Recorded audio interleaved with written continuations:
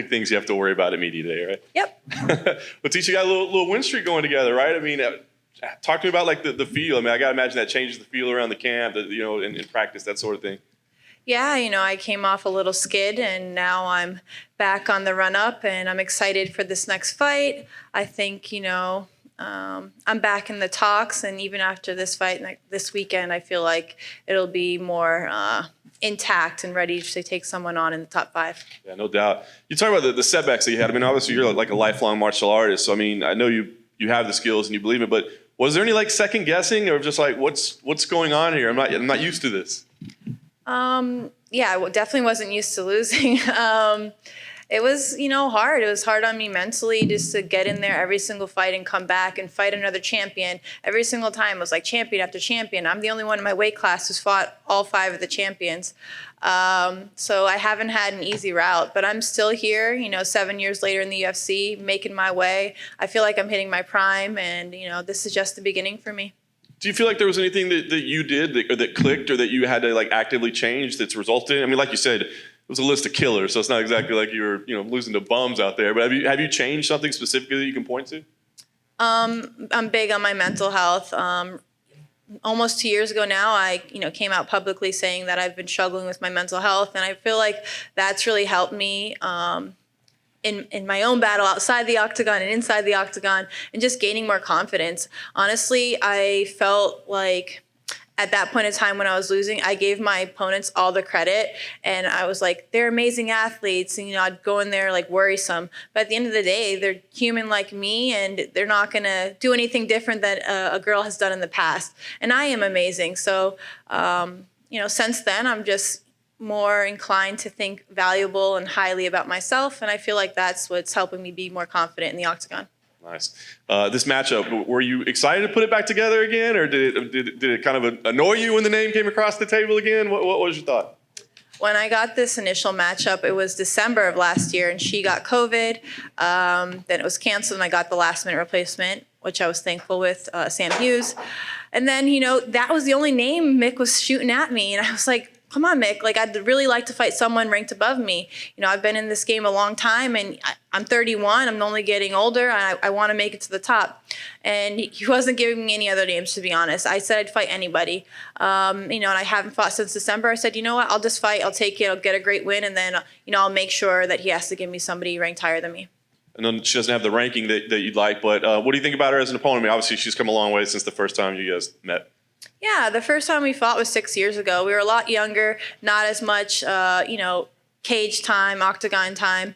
A lot has changed. That fight, yes, I did win, but I don't think it has any effect on this weekend. Every fight possesses its own, I don't know, it's its own fight. We're 0-0 going in there. Anything can happen in a fight. I'm just excited. I know she's a tough fighter. She's more of a striker than anything, traditional Muay Thai. But honestly, I'm going to beat her everywhere the fight goes. Striking, ground, wrestling. I'm confident 100% in my abilities this weekend. I know you said it's its own fight, but does it have any value mentally at all? Like going in there and you're like, come on, you know what happened last time. Well, yeah, I did beat her last time, so it does give me a little upper hand on her. But like you said, we're different athletes from 6 years ago. I don't care what she's bringing in there. I know she's going to be tough. They're all tough. But I know I'm bringing 100% of me. This is going to be the best fighter in me. I'm the best version of myself in the best shape of my life. And I'm really, really excited to put on a show. My last fight, it ended in 1 round. That's awesome. But I honestly wanted to go back in there in the second round and do things that I'd been working on. Nice. Last thing for me, I mean, are there specific matchups that you see? I mean, I know it said like top 5, but I mean, I guess you got to do Mick's job for him because he's just going to give you the same name. Are there any matchups that make sense, you think, with an impressive victory here? No, not really. I really know that I need to win this fight, win another fight, and I think if I win another like top 5 fight, I'd be able to, get in that title contention spot. So I'm very aware that, I'm a few fights away from being a title contender, and I'm going to make that happen.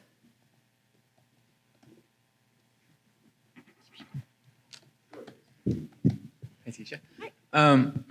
Angela Hill referred to your first fight as the worst fight in UFC history, maybe because you lost. How did you feel about that fight? Since there were boos and from my memory, it was a pretty wrestling heavy fight.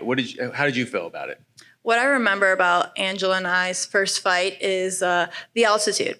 I was coming from sea level. I'd never fought anywhere or trained anywhere above, 3 feet above the ground. So in that fight, yeah, it was a wrestling fight. I did what I had to do to win the fight, take her down and just honestly kind of lay on her.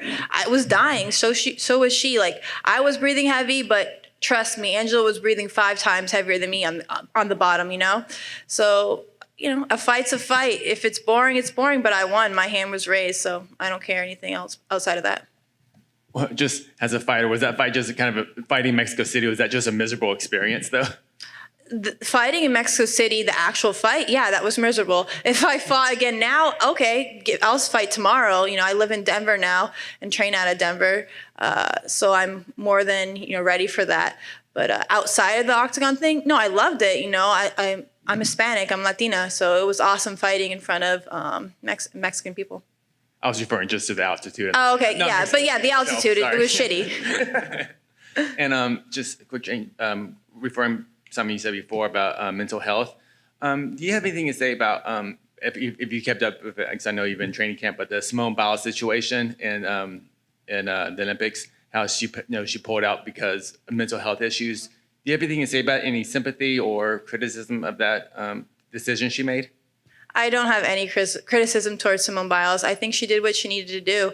I've been struggling with my mental health for a very long time, and for somebody to have a platform such as hers and myself, and to be open and honest about it, I think that's amazing. For so long, I was embarrassed about dealing with my mental health, and I didn't want anybody to know. I felt like I was different, but honestly, the stigmatism behind mental health needs to be normalized, because we are normal, but we just struggle with a little bit, different things. And I feel like at any point of someone's lives, they can struggle with mental health. It may not be, to the extent of others, but we all, struggle with our own things. Thank you. Cool. Thank you, guys.